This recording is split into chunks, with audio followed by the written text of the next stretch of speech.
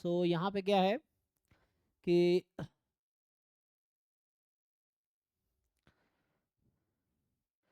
तो आपका ये जो क्वेश्चन था इसमें,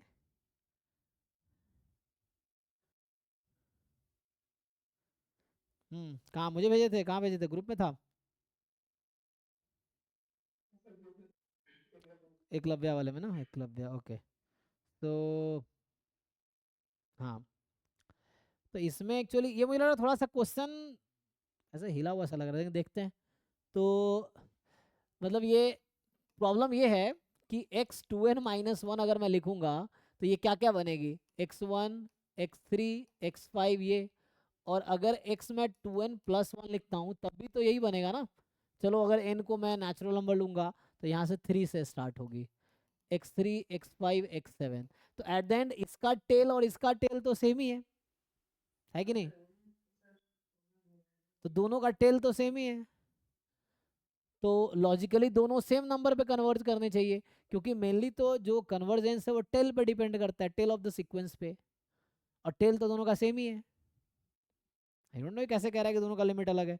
बट ऐसा क्या है कि जैसे मैं, चलो एग्जांपल के लिए मान लो मैं ऐसा लेता हूँ, और एग्जांपल 1, 2 और लेट्स से 3, 1 2 3, जैसे इस तरह से यहाँ पे क्या है, पहला टर्म 1 है, तीसरा टर्म 3 है, फिर पांचवा टर्म क्या है। तभी तो बात वही है ना कि इसमें अलग अलग कैसे करेंगे। जैसे मैं अगर लूँ कि पांचवा टर्म मान लो फिर से मैं 1 बना दूँ, ऐसा है ना, कुछ ऐसा करूँ पांचवा टर्म 1 हो जाए। बट ऐसा कैसे, कोई ऐसा सीक्वेंस मुझे मिलेगा जो इसको सेटिस्फाई करे? तुम्हें लगता है कोई सीक्वेंस ऐसा हो सकता है? मतलब ऐसा कोई सीक्वेंस हो जहाँ पे x2n-1 अलग लिमिट पे जाए, 2n+1 अलग लिमिट पे जाए?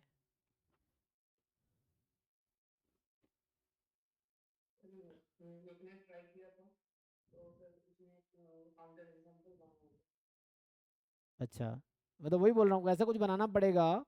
और 2n के साथ जब इसको ऐड कर रहे हैं तो 2 हो जा रहा है, और 2n के साथ अगले वाले को ऐड कर रहे हैं। मैं ये समझ रहा हूँ कि हमारा ये ऑर्डर है 2n-1, 2n और 2n+1, ये मैं समझ आ रहा है। तो अभी मैं ये समझ आ कि इन दोनों का सम करके लिमिट 2 है, इन दोनों का सम करके लिमिट 3 है। बट ऐसा क्यों होगा? एक्चुअली मुझे तो लग रहा लिमिट सेम ही होनी चाहिए।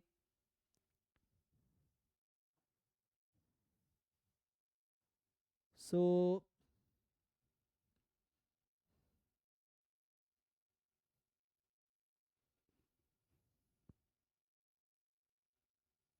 जैसे अगर तुम 2n-1 को ब्रेक भी करो तो क्या डिफरेंस क्रिएट कर रहा है ये? आई डोंट नो क्या क्रिएट कर रहा है। सो एक्स की पावर जैसे मैं कहीं पे लेता हूँ,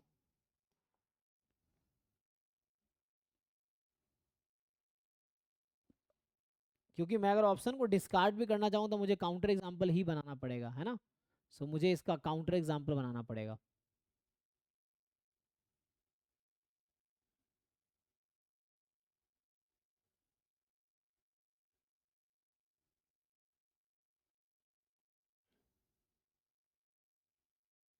दो कंसेक्यूटिव टर्म 2 है, अगला कंसेक्यूटिव टर्म का सम 3 है।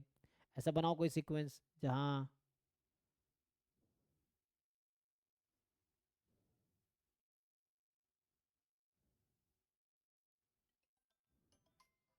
ठीक है इसको देखता हूँ, ये मुझे लग रहा है अभी सॉल्व होगा, तो इसको ट्राई करते हैं, इसको अभी के लिए स्किप करते हैं, ठीक है। इसको ट्राई करते,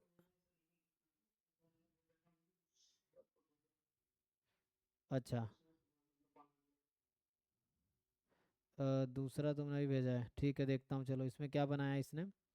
तो इसने बनाया है 3-1 4, 2-5 3। तो इसमें क्या हो रहा है, A1 और A1 A2 का सम 2 है, और अगले दो टर्म का सम 3 है। लेकिन ये अगले अगर मैं दो टर्म लूँगा, तीसरा चौथा, तो 2 है, और उसका अगला 3 है। इसका हमारे पास 2 है और अगला 3 है। ऐसे कुछ बनाना पड़ेगा ना। तो इससे क्या हो रहा है, कुछ रिजल्ट आ रहा है? हाँ वही तो मैं कह रहा था, कोई हाँ वही मैं कह रहा हूँ, ऐसा कोई एग्जांपल बनाओ या 2 दे दो, वही तो मैं कह रहा हूँ, एक सम दे दो जैसे इसने बनाने की कोशिश किया है। तो जैसे हमने स्टार्ट किया, हम ऐसा बनाएंगे कि सम 2 हो जाए, जैसे इसने कहा 3 - 1 और अगला सम 3 हो जाए, तो मैं क्या करूँगा 4 ले लिया, है ना। फिर अगला ऐसा हो कि ये सम इसका वापस 2 आ जाए, तो -2 करना पड़ेगा। और ऐसा करो कि अगले दोनों का सम 3 आ जाए, तो 3 कब आएगा, जो 5 करना पड़ेगा। तो ये 3 4 5 ऐसा चल रहा होगा। और ये -1 -2 -3 6, हाँ ये तो ठीक है। तो यहाँ से इस तरह चलता रहेगा ना, तो 6, फिर यहाँ पे -4 7, तो इस तरह से एक सब सिक्वेंस -1 -2 -3 -4 ऐसे चल रहा है, और एक चल रहा है 3 4 5 6 7। तो ये वर्क तो करेगा, वही बोल रहा था ऐसा एग्जाम्पल बनाओ जो, तो एग्जाम्पल ठीक है। और ट्राई करते तो हम ही बना लेते, मैंने ट्राई नहीं किया। तो यहाँ से ठीक है ना,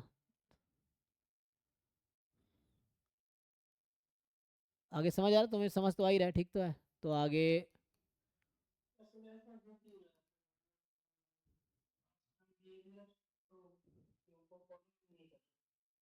लास्ट टर्म, क्योंकि वो दोनों इन्फिनिटी है ना इसीलिए। लेकिन हाँ ऐसा होना चाहिए था। अच्छा ये है कि limit n tends to infinity x2n -1 plus x2n, ये 2 है। और limit n tends to infinity x आपका है 2n प्लस x2n प्लस 1, ये आपका 3 है, यही ना। सो अब तो यहाँ पे है ना ऐसा हो रहा है कि कोई दो टर्म जो हम ये ले रहे हैं ऐसा हो रहा है, ये 3 हो रहा है, ये हम समझ रहे हैं ना। ये 2 हो रहा है, ये 3 हो रहा है, ऐसा बना ठीक है। तो ये ओके लार्ज एन के लिए भी ऐसे ही होगा, क्योंकि इसका ऐसा हो गया ना, अगर इसको मैं लिखूँ nth टर्म के लिए, तो क्या बनाएगा वो, जैसे x2n -1 लिख रहे थे, तो वो क्या होगा, जैसे ये पहला टर्म, दूसरा, तीसरा, चौथा, पांचवा, फर्स्ट थर्ड फिफ्थ ऐसे चल रहा है। तो first is 3, third is 4, fifth is 5, है ना, थर्ड फिफ्थ, इसमें पैटर्न क्या मिलेगा बताओ, nth टर्म क्या लिख सकते हैं हम लोग इसका।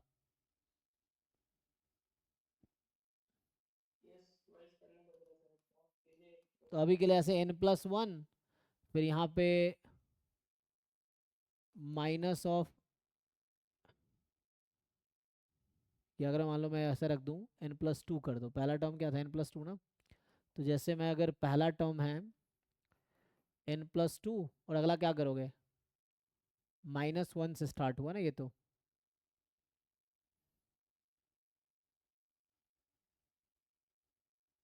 इसको फिट करना पड़ेगा तुम्हें ना उस तरह से, और तब जाके हो जाएगा। इसको जनरलाइज करो, इसको फिट करो उस तरह से कि क्या बना सकते हैं हम लोग पैटर्न एक, उसको तुम उसको फॉर्म में लाओ, जैसे पहला टर्म ये हो जाए फर्स्ट 1 3, दूसरा -1, तीसरा। तो ये तो समझ आ रहा है 3 4 5 7 है ना, 3 4 5 6। तो x2n -1 क्या फॉलो कर रहा है,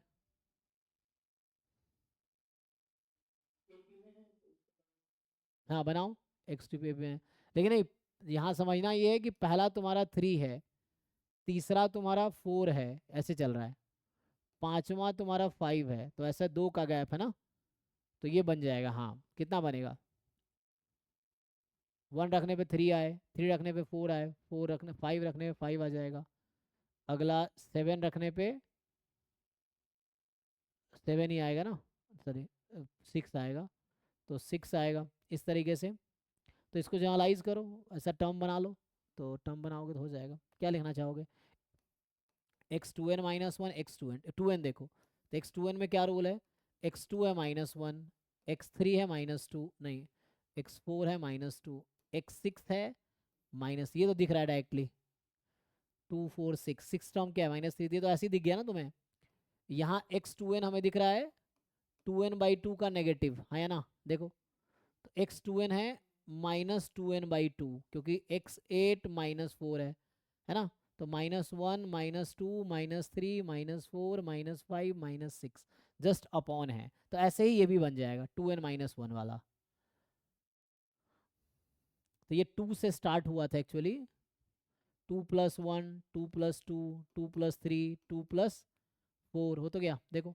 तो ये आ गया 2 + यहाँ से जैसे ये ना, ये 2+1 है, ये 2+2 है, ये 2+3 है, ये 2+4 है, तो 7 को 4 से रिलेट करो, 5 को 3 से, 3 को 2 से, जो 9th है वो तुम्हारा हो जाएगा 2+5, तो 5 से रिलेट करो, तो 9+1/2 5 हो जाएगा, सो n+1/2। ठीक है, देखो, लेकिन यहाँ मैं n लिख रहा था एक्चुअली, है ना, ये 2n वाला है, तो यहाँ इसके जगह लिखो 2n प्लस, तो ये 2+n नहीं हो गया, अ, इसको क्या लिखोगे, ये देखो, ये फंक्शन बनाओ, इसको बनाओ, फंक्शन क्या होगा, 2+, इसको रिलेट करो ना, 1 है तो 3+1, मतलब ये ऐसा है ना, फिर से लिख रहा हूँ, देखो, x1 तुम्हारा है 2+1, x3 तुम्हारा है 2+2, x5 तुम्हारा है 2+3, 2+4, ठीक, 2+5, x 11 है 2+6, तो जो यहाँ n लिख रहा हूँ मैं ऑड लिख रहा हूँ एक्चुअली, तो कोई बात नहीं, ये 11 के 6 में क्या, एक ऐड करके 2 से डिवाइड करो, तो 2n-1 में एक ऐड करके 2 से डिवाइड करो, यही तो है, देखो यही आएगा, चेक करो, ये आ गया। जैसे मैं n को अगर 1 रखूंगा तो x1 बनेगा, तो ये 3 हो जाएगा, दिस इज द रिलेशन। अब x2n+1 लिख देता हूँ, ये लो, तो यहाँ से आ गया x2n+1, अब यहाँ देखो x2n+1 में क्या होगा, तो ये भी ऐसे ही है, तो ये हो जाएगा, जस्ट यहाँ पे क्या करो, एक ऐड करके डिवाइड कर दोगे, तो ये 3+n हो जाएगा, ये आ गया तुम्हारा रिलेशनशिप जो तुम ढूंढ रहे थे, तो यही हम बनाना चाह रहे थे ना, तो this is one example actually जो हम बनाना चाह रहे थे। ठीक है, ये सही है, मतलब थोड़ा सोचोगे ना, थोड़ा टाइम देते तो हो जाता, बट ये सोचना पड़ेगा। अब आगे देखो, इस पे करके हो जाएगा अब।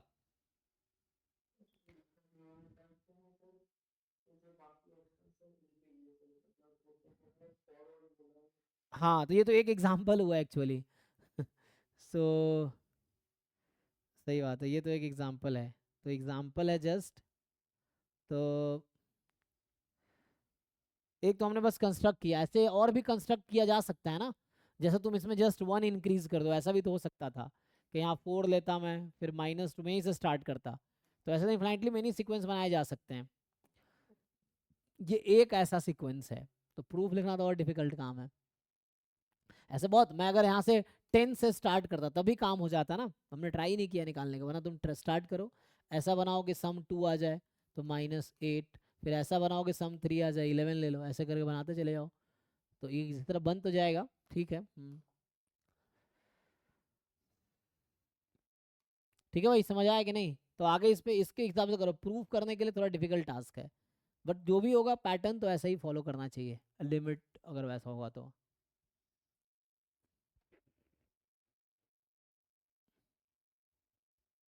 और ये सिंगल करेक्ट ऑप्शन है ना, तो सिंगल करेक्ट तो डिस्कार्ड तो कर ही सकते हो, डिस्कार्ड हो रहा है कि नहीं हो रहा है,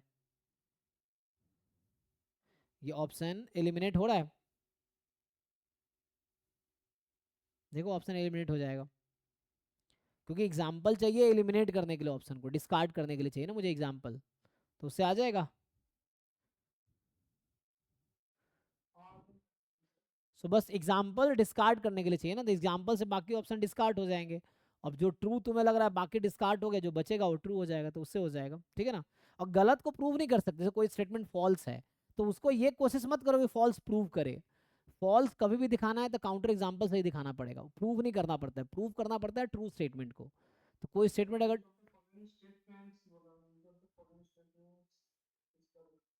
अच्छा, तो अभी के लिए मैं बोल रहा हूँ इस एग्जाम्पल से क्या क्या ऑप्शन डिस्कार्ड हो जा रहा है, मैं ये पूछ रहा हूँ तुमसे,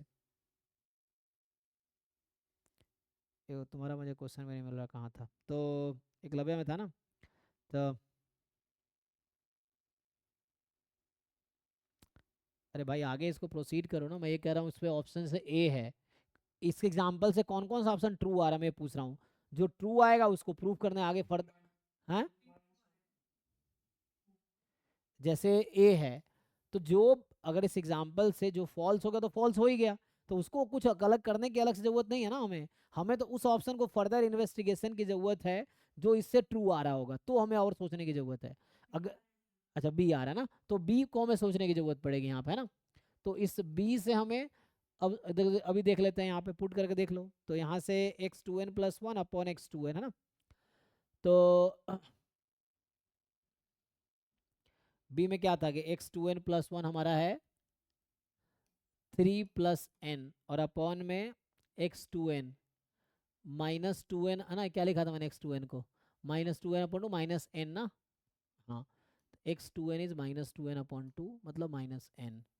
तो ये माइनस वन आ जा रहा है, ठीक है, तो बी वाला ट्रू हो गया। ओके, सो तो प्रूव करने की फिर कोशिश कर सकते हैं, तो उससे ये, अब बाकी तो गलत हो गया ना। तो ए, जैसे ए फॉल्स हो गया, तो ए तो फॉल्स हो गया, तो फॉल्स ही है। बी ट्रू आ गया इस ऑप्शन के लिए, तो मतलब ट्रू हो भी सकता है। अभी हमने एग्जाम्पल देखा, तो एग्जाम्पल चूंकि गारंटी नहीं दे सकता ट्रू होने का, तो इस तरह से है। और सी जैसे आप देख रहे हैं, तो सी भी गलत हो गया, तो सेम ही चीज़ है, तो सी भी गलत हो गया। अब डी कह रहा है कि there exist such a sequence for which this does not exist. तो यहाँ पे तो आ गया आपका माइनस वन। तो अब बी और डी में डिसाइड करना पड़ेगा, है ना, कि क्या ऐसा एग्जाम्पल मैं बना पाऊंगा जहाँ पे लिमिट एग्जिस्ट ही ना करे। तो नहीं नहीं, समझे नहीं तुम। देयर एग्जिस्ट जिसके लिए रेशियो की लिमिट एग्जिस्ट ना करे, हमने जो बनाया उसके लिए क्या हुआ, तो जब देखो, जैसे तुम डी को ट्रू तब बोल पाओगे अगर तुम कोई ऐसा एग्जाम्पल ढूंढ लेते हो जिसके लिए रेशियो की लिमिट एग्जिस्ट नहीं करती है। अभी तो एग्जिस्ट कर रही है ना, अभी तो माइनस वन आ गई। तो ये एग्जाम्पल वो नहीं है ना, जैसे किसी देयर एग्जिस्ट वाला स्टेटमेंट है और उसको मुझे ट्रू कहना है, तो मुझे एक एग्जाम्पल ढूंढना है जो उसको ओके कह दे, तो दैट्स ऑल। तो तुम्हें उसके लिए एक ऐसा एग्जाम्पल ढूंढना पड़ेगा जिसके लिए जो रेशियो है ना उसकी लिमिट एग्जिस्ट ना करे, तो हमें ऐसा एग्जाम्पल बनाना पड़ेगा। अभी जो बनाया तुमने एग्जाम्पल, ये एग्जाम्पल एक्चुअली मतलब बी को ओके कह रहा है, लेकिन बी अभी फर्दर इन्वेस्टिगेशन चाहिए मुझे, और वो चेक करना पड़ेगा, तो प्रूफ करना पड़ेगा। प्रूफ थोड़ा मुझे डिफिकल्ट लग रहा है, बट मैं ट्राई कर सकता हूँ। ये है एप्सिलॉन डेल्टा से जाना चाहोगे, एप्सिलॉन डेल्टा से चले जाओ। तो एप्सिलॉन डेल्टा से जाओगे तो क्या होगा, वही कि for all epsilon more than zero there exist n not such that x to n plus one upon x to n, और यहाँ से आ जाएगा आपके पास, ठीक है ना, तो minus minus plus one less than epsilon for all n more than equal to n not. तो मुझे ये दिखाना पड़ेगा अब, और इसको मैं थोड़ा और सिंप्लीफाई करूँ तो देखो यहाँ से आ जाएगा कि x to n plus one plus x to n upon x to n less than epsilon. अब देखो ध्यान से, इसका सम मुझे दे रखा है, सम की लिमिट ना, फॉर लार्ज एन क्या दे रखा है सम की limit, x to n plus one plus x to n, इसका लिमिट है थ्री। तो यहाँ से ये अगर मैं यूज़ करूँ लार्ज एन के लिए, three upon x to n less than epsilon, ये मुझे प्रूफ करना, मैं देख रहा हूँ क्या मुझे प्रूफ करना होगा। तो यहाँ से मुझे दिखाना पड़ेगा इसका, वो ले लो, तो रेसिप्रोकल करोगे अगर, रेसिप्रोकल तो x to n upon three this is more than, reciprocal ले लिया ना, वन बाई एप्सिलॉन। तो यहाँ से एक्स टू एन जो होगा वो आ जाएगा यहाँ से कितना, थ्री बाई एप्सिलॉन। अगर सीक्वेंस ऑफ पॉजिटिव टर्म तो नहीं बोला है, और एप्सिलॉन तो बहुत छोटा हो सकता है, तो ये इससे ज़्यादा हो जाएगा, तो मतलब एक्स टू एन डाइवर्जेस है ना, तो एक्स टू एन डाइवर्जेस। तो ये प्रूव करने का मतलब ये इक्विवेलेंट आ गया, मतलब उसको हमने सिंप्लीफाई किया तो ये हो जाएगा। तो अब यहाँ से क्या, तुम्हें तो थ्योरी है डाइवर्ज करेगी, सीक्वेंस तो डाइवर्ज करेगी ना। इस तरह से देखो, अब कुछ का इंक्लूजन निकाल सकते हो यहाँ से।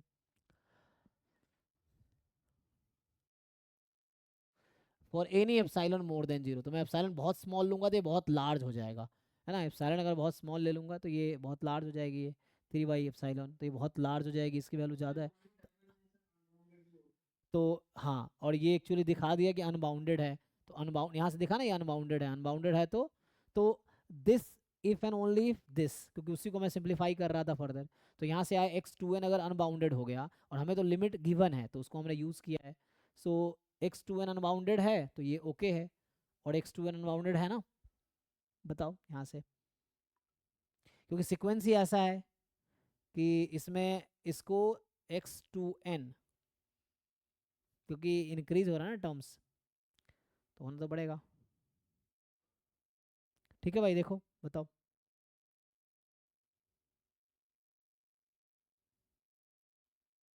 बाकी और भी तरीके से प्रूव करो यही आएगा, तो हमने अभी यही कोशिश की है। यहाँ से ये प्रूव करने के लिए ये प्रूव कर दो, तो ये है तो इसको दिखा दो, इसके इक्वल आ जाएगा आगे, है ना।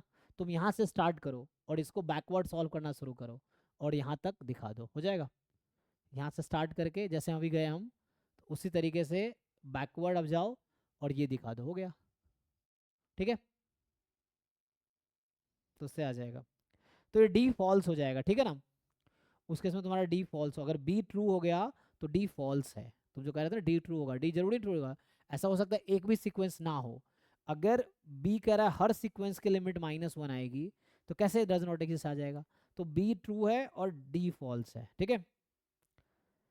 Which of the following statements is correct. Statements लिखा है ना, इसका मतलब ये है कि बहुत सारे स्टेटमेंट है, उसमें से कौन सा एक करेक्ट है। इज लिखा है ना, स्टेटमेंट्स इसलिए लिखा क्योंकि 4 स्टेटमेंट है, और इज करेक्ट मतलब उन 4 स्टेटमेंट में से कौन सा वाला करेक्ट है।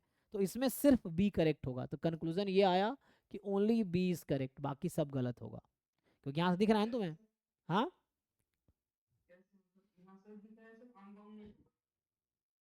नहीं तुम समझे नहीं। अगर बी ऑप्शन करेक्ट है, मैं बोल रहा हूँ बी और डी एक साथ ट्रू हो सकता है क्या, क्योंकि बी तो कह रहा है फॉर ऑल सीक्वेंस के लिए ना। तो अगर फॉर ऑल के लिए बी कह रहा था, कैसे एक ऐसा एग्जिस्ट कर जाएगा जहां एग्जिस्ट नहीं करेगा। अगर हर सीक्वेंस के लिए लिमिट -1 आएगी, तो किसी के लिए डज नॉट एग्जिस्ट कैसे आ जाएगा। तो बी कह रहा है कि हर सीक्वेंस में x2n + 1 अपॉन x2n -1 है। तो वैसा कैसे मिल जाएगा मुझे, अगर कोई थ्योरम हो गया, मान लो स्टेटमेंट हो गया, बी स्टेटमेंट थ्योरम हो गया मान लो, तो थ्योरम अगर है तो ये डी कैसे हो जाएगा। तो सिर्फ बी करेक्ट है इसमें, ठीक है।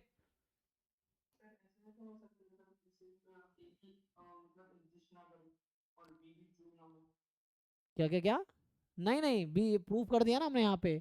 तुम किसी और ऑप्शन के लिए करके देखो, ऐसा नहीं होगा। यहाँ से तुम बस अब ये दिखाओ कि x2n डाइवर्जेंट है। अगर तुम ये दिखा देते हो ना, तो मैं बोल रहा हूँ यहाँ से सॉल्यूशन लिखना शुरू करो, यहाँ जाओ यहाँ जाओ यहाँ जाओ, और ये बता रहा है if and only if limit n tends to infinity x2n + 1 अपॉन x2n जो होगा वो -1 होगा। कोई और नंबर लोगे तो यहाँ सम बनता ही नहीं, ये सम इसलिए बना है क्योंकि यहाँ -1 है, इसीलिए। तो answer B is correct actually, ठीक है।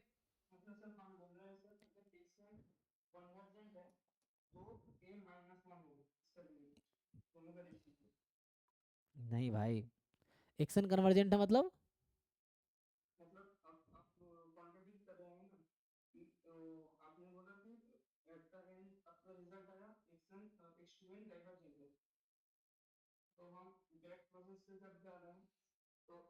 तो ये एक्चुअली लिमिट -1 आएगी, यस। ये इफ एंड ओनली मैंने इसी को सॉल्व किया ना, तो ये है। अब उसको तुम ठीक से समझने की कोशिश करो। मतलब ये ऐसा तब होगा जब ऐसा होगा, ठीक है ना। ऐसा होगा तो ऐसा होगा, x2n डाइवर्जेंट है, तो x2n + 1 अपॉन x2n की लिमिट -1 होगी। ठीक है, इसको तुम समझो, 1 बज गया, इसको स्टॉप करते हैं, चलो कल भी मुझे जाना है कॉलेज। हाँ, थैंक यू।